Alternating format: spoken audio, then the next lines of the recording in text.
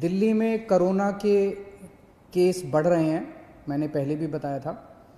और लेकिन हमें चिंता करने की, घबराने की इसलिए ज़रूरत नहीं है क्योंकि दिल्ली के अंदर हमने आपके इलाज के लिए सफिशेंट इंतज़ाम किया हुआ है।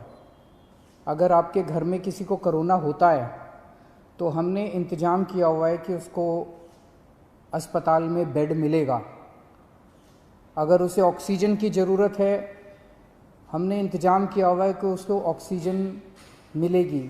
अगर उसे वेंटिलेटर की ज़रूरत है, हमने इंतज़ाम किया हुआ उसे वेंटिलेटर मिलेगा।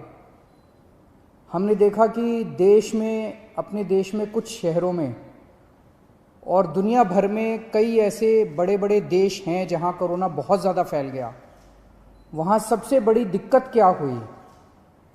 कोरोना अगर एक बार ही आ जाए तो फैलता तो है, लेकिन दिक्कत ये हुई कि वहां पे अगर 8,000 पेशेंट थे, 20,000 मान लीजिए पेशेंट थे, तो बेड उनके पास 8,000 ही थे। बेड की कमी हो गई उनके पास हेल्थ इंफ्रास्ट्रक्चर की कमी होगी, उनके पास वेंटिलेटर की कमी होगी, उनके पास आईसीयू की कमी हो गई। इस सब की वजह से वहाँ पे दिक्कतें आने लगी, लोगों को इलाज नहीं मिल पाया और लोगों की मौत बहुत ज़्यादा हो गई। आज उस मामले में दिल्ली, जैसे मैं बार बार बोलता हूँ कि हम कोरोना से 4 कदम आगे हैं, तो दिल्ली में हालांकि कोरोना के केस बढ़ रहे हैं, लेकिन हमने इतना इंतजाम किया हुआ है कि अगर आपके घर में कोई बीमार होता है तो उसके लिए बेड का, ऑक्सीजन का, आईसीयू का, सबका इंतजाम किया हुआ है।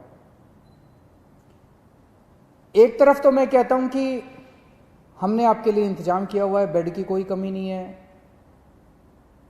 हम कहते हैं कि ऑक्सीजन की कोई कमी नहीं है, वेंटिलेटर की कोई कमी नहीं है, आईसीयू की कोई कमी नहीं है। दूसरी तरफ कई बार लोगों के फोन आते हैं, लोगों के मैसेज आते हैं, जी मैं दर दर भटक रहा हूं, मेरे को बेड नहीं मिल रहा, मैं इस अस्पताल में गया, फिर इस अस्पताल में गया, फिर इस अस्पताल में गया, मुझे बेड नहीं मिल रहा। तो इंफॉर्मेशन का गैप है। एक तरफ सरकार ने आपके लिए बेड का इंतजाम कर रखा है, जैसे आज की डेट में 6,731 बेड हैं और दिल्ली के अस्पतालों में केवल 2,600 पेशेंट हैं, तो लगभग 4,100 बेड खाली पड़े हैं। 4,100 बेड आज खाली पड़े हैं। लेकिन जब लोग जा रहे हैं तो उन्हें पता नहीं चलता कि मैं किस अस्पताल में जाऊं, मेरे को किस अस्पताल में बेड मिलेगा, मेरे को किस अस्पताल में ऑक्सीजन मिलेगी, मेरे को किस अस्पताल में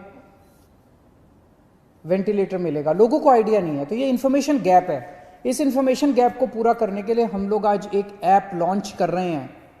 ये ऐप जो है, आप लोग डाउनलोड कर लीजिए इस ऐप को, और ये ऐप आपको ये जानकारी देगा कि दिल्ली के किस अस्पताल में, अगर आपको प्राइवेट में जाना तो इसमें सारे प्राइवेट अस्पतालों की जानकारी भी है, सरकारी अस्पताल में जाना चाहते हैं सरकारी अस्पताल की जानकारी भी है। ये ऐप आपको बताएगा कि दिल्ली के किस अस्पताल में इस वक्त कितने बेड खाली हैं, कितने बेड भरे हुए हैं। और तो ये एक बार ऐप देख लेते हैं ये कैसे काम करता है। अभी आपके सामने ये दिखाएंगे। जैसे जब आप ऐप डाउनलोड करेंगे तो ये ऐप सामने दिखाया उसने कि टोटल बेड कितने थे। फिर उस पर जब आप क्लिक करते हैं तो ये एक अस्पताल की डिटेल आ रही है। एक अस्पताल के आगे कि कितने बेड खाली हैं, कितने टोटल बेड हैं, कितने बेड भरे हुए हैं। जैसे अभी 6,731 बेड टोटल हैं, उसमें से 2,819 भरे हुए हैं और 3,912 खाली हैं। उसके अंदर ये वेंटिलेटर का आ गया, ये सारे किस अस्पताल में कितने वेंटिलेटर, टोटल 302 वेंटिलेटर है दिल्ली में और 210 खाली हैं, 92 वेंटिलेटर्स अभी भरे हुए हैं। तो ये अगर ऐप डाउनलोड करते हैं तो आपको सारी जानकारी मिलती जाएगी।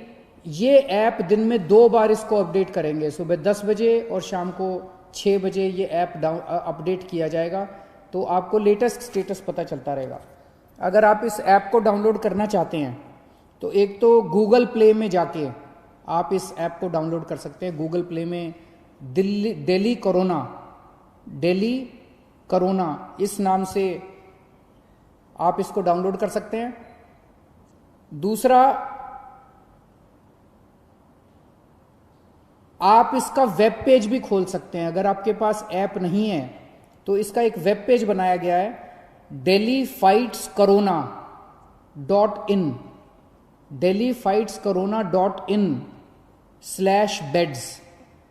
इसके ऊपर भी आपको ये सारा बेड्स का स्टेटस मिल जाएगा।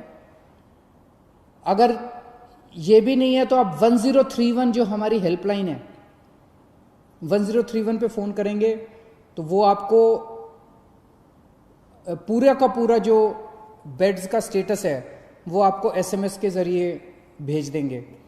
और या आप इस नंबर पे, अगर आप व्हाट्सएप नंबर है 8800007722, इस नंबर से भी आप इस ऐप को डाउनलोड कर सकते हैं। आपने ऐप से डाउनलोड कर लिया, आपने ऐप डाउनलोड कर लिया, आपको पता चला कि इस अस्पताल के अंदर इतने बेड खाली हैं। आप उस अस्पताल में गए, ऐप में लिखा है कि इतने बेड खाली हैं, आप उस अस्पताल में गए, अस्पताल ने आपके जाने के बाद आपको एडमिशन देने से मना कर दिया, फिर आप क्या करेंगे? इसका हमने पूरा इंतजाम किया है। आप 1031 पे, वहीं अस्पताल के रिसेप्शन पे बैठ के 1031 पे फ़ोन करना और 1031 पे आप बताना कि मैं अस्पताल में हूँ, ऐप में लिखा हुआ है इसके अस्पताल खाली हैं, ये मुझे एडमिशन नहीं दे रहे। 1031 पे तुरंत हमारे स्पेशल सेक्रेटरी हेल्थ के पास फ़ोन पहुँचेगा और वो स्पेशल सेक्रेटरी हेल्थ उस अस्पताल से बात करके आपको ऑन द स्पॉट मौके पे बेड दिलवाएंगे। इसका पूरा इंतजाम किया हुआ है। लेकिन एक चीज़ का ख्याल रखना, जैसा मैं बार बार बोल रहा हूँ, आज दिल्ली के अंदर 20,000 से ज़्यादा केस हो गए, लेकिन केवल 2600 लोगों को अस्पताल में एडमिट होने की ज़रूरत पड़ी। आज की डेट में भी 6-7 हज़ार लोग अपने घरों के अंदर इलाज कर रहे हैं, उनको अस्पताल आने की ज़रूरत नहीं है। अगर सब लोग अस्पतालों में आने लग गए तो अस्पताल भर जाएंगे। ये मैनेजमेंट करना बहुत ज़रूरी है।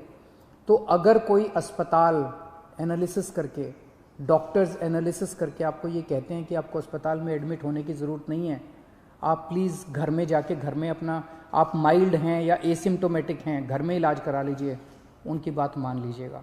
वहाँ पे आप ज़बरदस्ती मत कीजिएगा कि बेड आपको दिया जाए। डॉक्टर्स अगर कहते हैं कि आपकी बीमारी सीवियर नहीं है, आपका घर में इलाज हो सकता है, आप घर में इलाज कर लीजिए। और घर में जब जाएंगे तो चिंता मत करना, हमने एक टीम लगाई है, वो दिन में 2 बार 3 बार आपसे बात करेगी, आपके परिवार वालों से बात करेगी, और अगर आप घर में सीरियस हो जाते हैं तो फिर आपके लिए बेड का इंतजाम कर देंगे। तो सब लोग, मुझे लगता है कि ये जो इन्फॉर्मेशन गैप था, जो बहुत बड़ा गैप था, वो अब ख़त्म हो जाएगा।